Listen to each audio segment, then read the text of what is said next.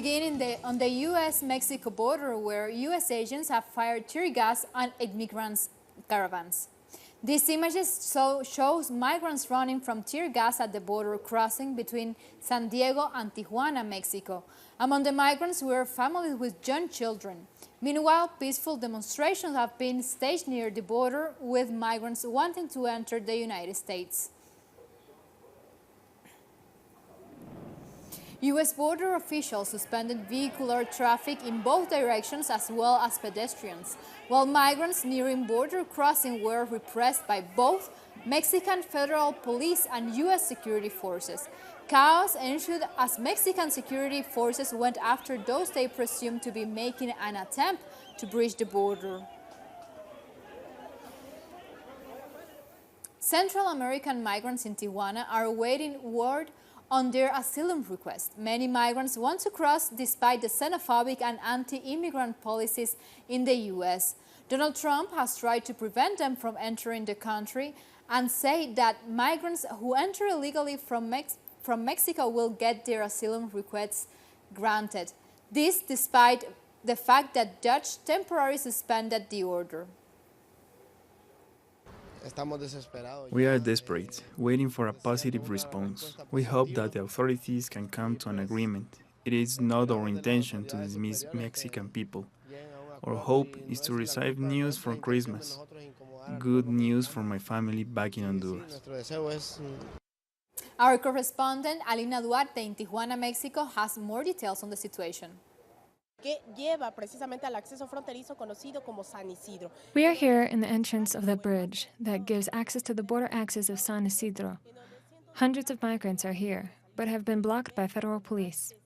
These migrants are trying to call attention to the U.S. authorities in order to be granted asylum, although these requests could take up to several months.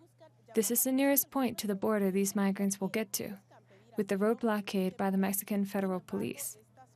During their march, they thanked the Mexican people as well as the city of Tijuana. They have also said that everything will remain peaceful if they are asked to stay in the city. People here are desperate because some have been here for more than 2 weeks, but have received no answer on their asylum requests. U.S. President Donald Trump has warned that migrants at the U.S.-Mexico border will not be allowed to enter until their claims are individually approved in court. He tweeted that the U.S. would only allow those who, he said, come into our country legally. This despite the fact that migrants are largely seeking asylum. Trump went on to say that if necessary, the southern border will also be closed.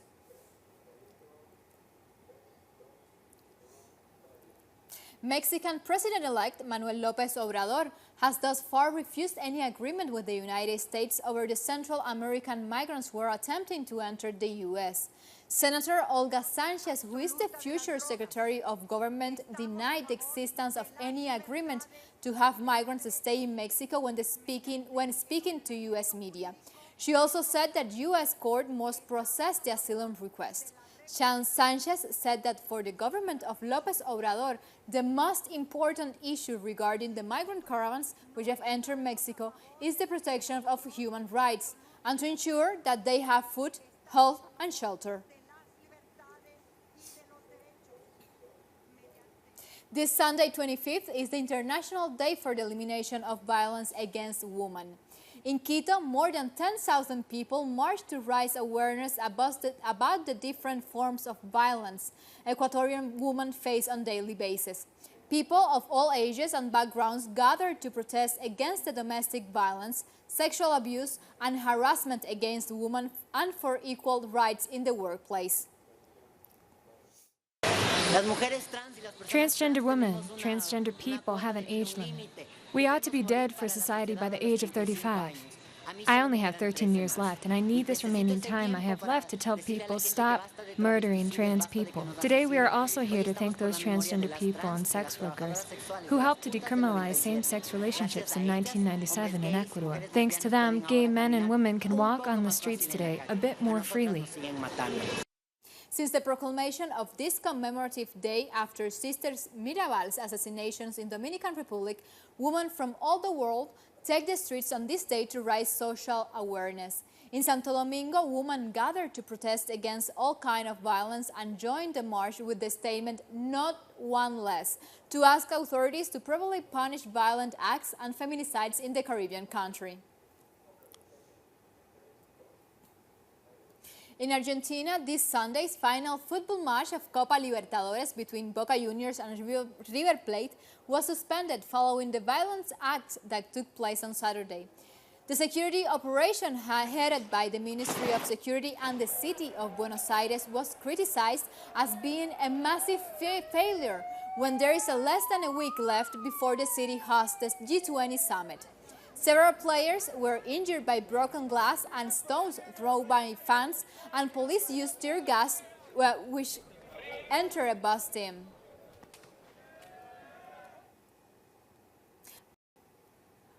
According to CONMEBOL, the president decided to postpone the final in order to preserve the fairness of the sport. A final date will be decided on Tuesday.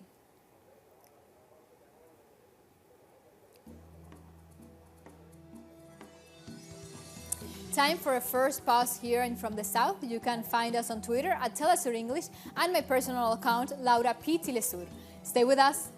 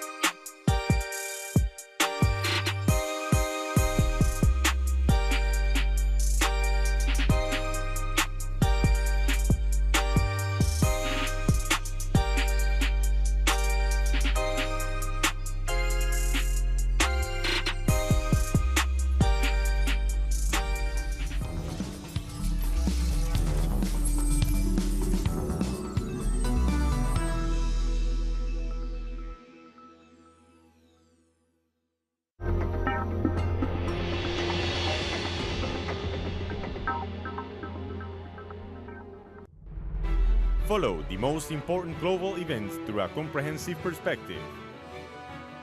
With a team of journalists in 25 locations around the world to convey our people's reality. From the South. Weekdays. Only on Telesur. Telesur brings you special interviews with social and political personalities. Monday, from Washington. Tuesday, from Mexico. Wednesday, from Caracas. Thursday, from Quito. Friday, from Havana. Analysis about our continent's reality. Weekdays, only on Telesur. With developing events being presented through analysis. Our coverage transcends borders. With renowned journalist Walter Martinez. Salud amigos, tripulantes de nuestra querida, contaminada y única nave espacial. Dossier. Weekdays. Only on Telesur. Y ponga usted las cámaras, señor director.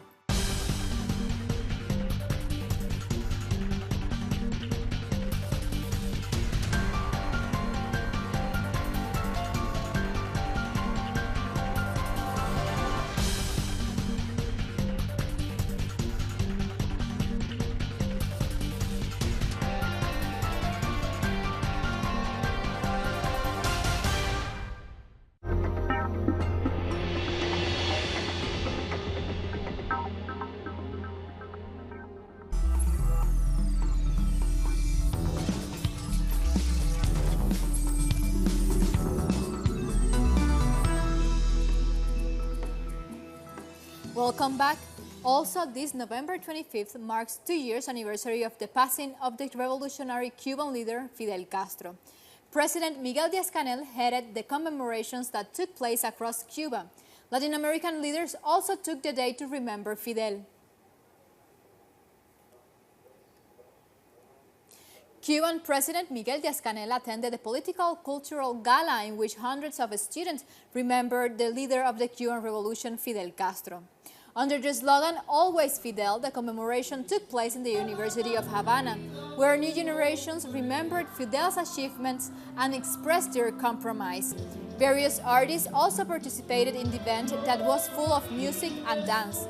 Ronald Hidalgo, member of the Communist Youth, expressed his thoughts 2 years after Fidel's passing. Nothing will be able to extinguish his flame. Our enemies will have to live with the fact that they never defeat him. Fidel is necessary. His reports against imperialism fight for the humble of our country. Now we move to Colombia, where our correspondent José Manuel Jiménez sent us this report on the state of the Colombian peace agreement. Saludos compañeros, efectivamente se cumplen 2 años de la firma de... It's been 2 years since the signing of the peace accord between the FARC and the Colombian government.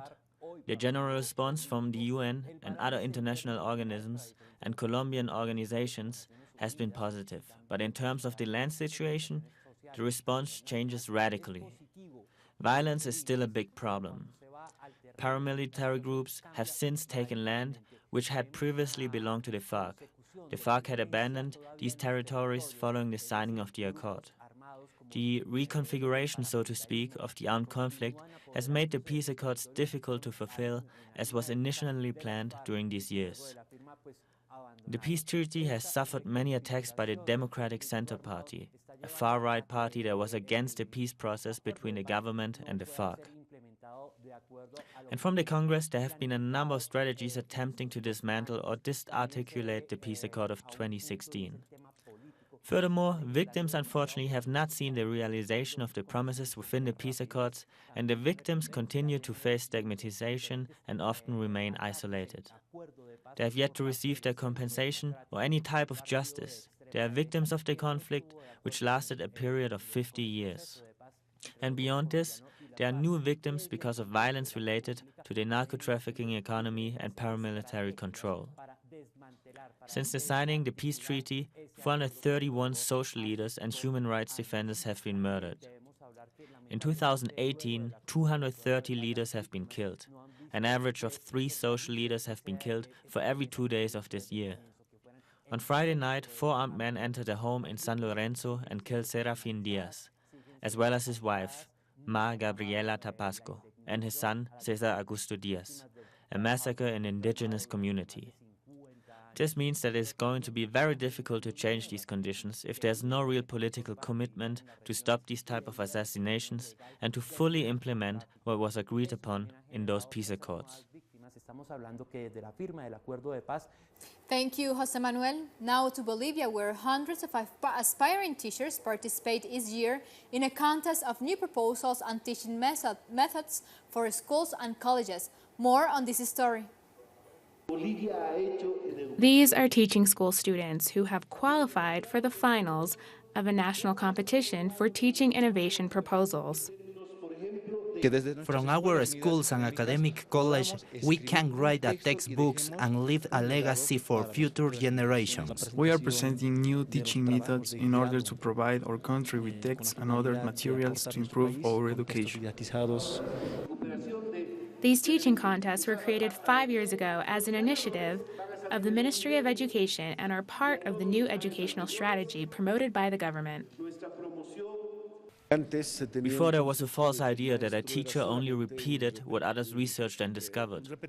This generated an apparent passive attitude regarding different teaching methods and the development of knowledge.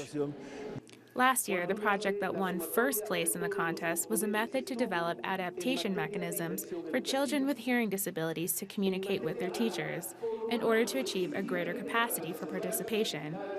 And each year, there are even more initiatives and proposals. The application of mathematical teaching techniques, and in some cases adaptations, are made for other regions in terms of incorporating native languages. The diversity of projects and methods are really important. since there are more than 35 projects that arrive here with more than 250 contributions to the educational system. This year, more than 1,500 students from 40 teaching academic schools have participated, of which 250 were selected. Every year, the best proposals are published in a specialized magazine.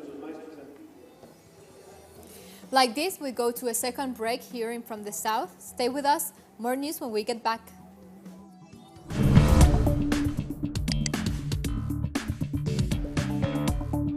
Queremos ser libres, libres, no valientes. Queremos vivir tranquilas, basta de acoso, basta de femicidios, basta.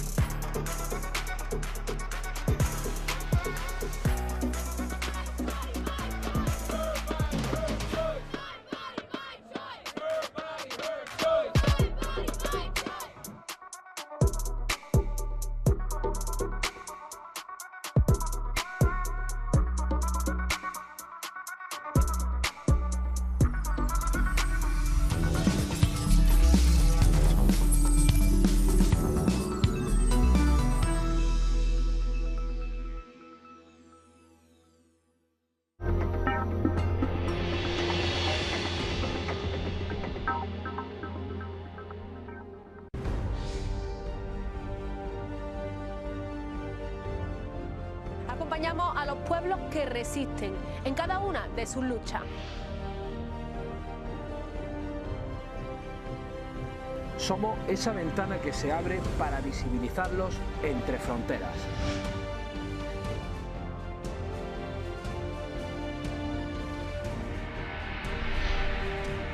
Thursdays, only on Telesur. An occasion to enjoy the cultural diversity that defines our South American essence. Come along to find out the story behind these personalities, traditions, and artistic expressions that unite us as a whole. Real Lives, Friday, only on Telesur. The life is full of moments. Moments of fight. Moments of hope. Moments that transcend. Moments that you can live in. Telesur documentaries. Sundays. Only on Telesur.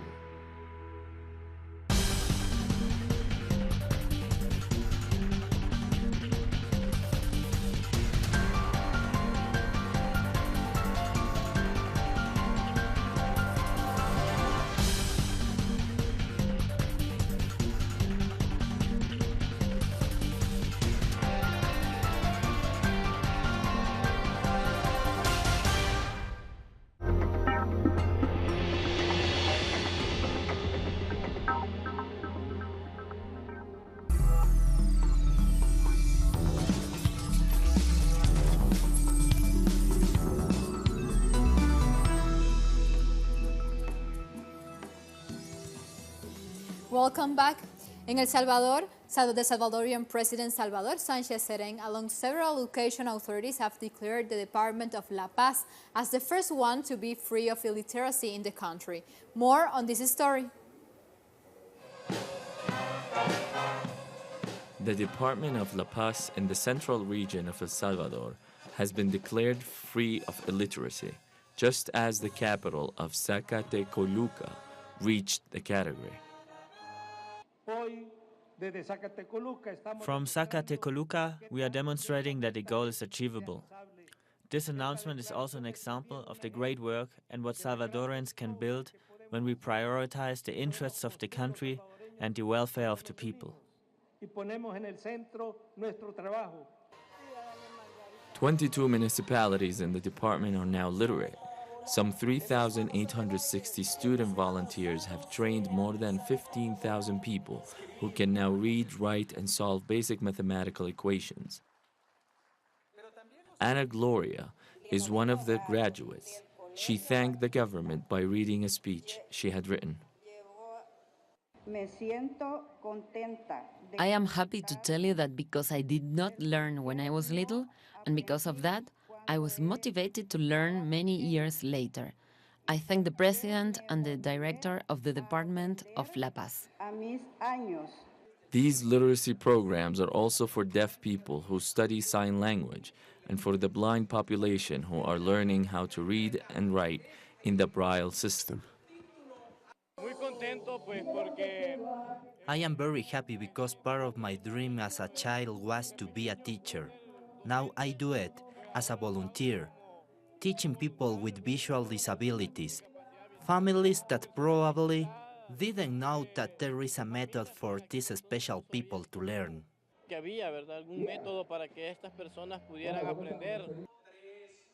The aspirations of President Sanchez Cerán are to declare the entire country free of illiteracy by the end of his administration in June 2019. Along with Zacatecoluca, there are 117 cities in the country now benefiting from the National Literacy Program. Now we move to Europe, where leaders of the European Union have approved a historic deal with the United Kingdom on leaving the group. Now, all that is left for the British Prime Minister, Theresa May, is to have the deal approved by the House of Commons before the deadline for Brexit in March 2019. It's a day where we are satisfied with the result, but it's a very sad day to see a country like the United Kingdom find its place separate from others. Leave the European Union, it's not a cause for champagne, nor applaud. It's a sad day. Also in Europe, ahead of the European Union summit on Brexit, this Sunday, Spanish Prime Minister Pedro Sánchez announced that a deal had been reached on Gibraltar and that any future decisions regarding the British territory in Spain would be made together. I have just informed the head of the state, the king, that Spain has reached an agreement over Gibraltar. The first thing that I want to say is that the European summit will take place tomorrow. The second thing is that Europe and the United Kingdom have accepted the demands from Spain. Hence, Spain is not going to use the veto right and tomorrow will vote in favor of Brexit. Now we move to India, where thousands have taken to the streets of Delhi for the first gay pride parade since India's top court decriminalized homosexuality. Organizers said it was the biggest march since it started in 2007, with many people chanting, "We got our freedom." In September 2018, the Indian Supreme Court struck down a colonial-era law introduced by the British that banned homosexuality. Today, more than 120 countries have effectively decriminalized homosexuality. Celebrating India scraping off Section 377, the Supreme Court of India had finally struck it down from Indian Penal Code, which meant that homosexuals and all the people from LGBTIQ community can now live freely and have a legal status in the country, which was not there before. Now to Jamaica, where Vice-Chancellor of the University of the West Indies have reported that the University of Glasgow in the United Kingdom has agreed to pay the equivalent of £200 million in reparation payments. Sir Hilary Beckles said that the University of Glasgow has recognized the Jamaican slave owners had adopted the University of Glasgow as their university of choice and that £200 million of value were extracted from Jamaica and the Caribbean. He also said that the University of Glasgow and the University of the West Indies are currently drafting a memorandum of understanding, and the term reparatory justice is expected to be included.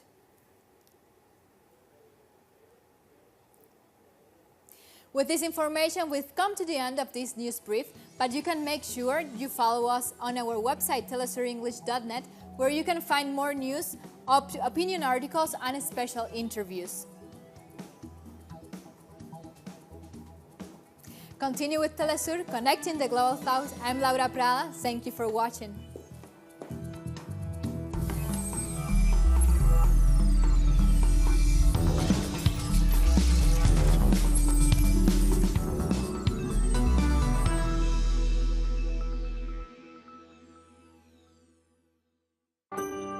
Enjoy our programming from Monday to Friday, where you'll find the best information on culture, innovation, conservation, human well-being.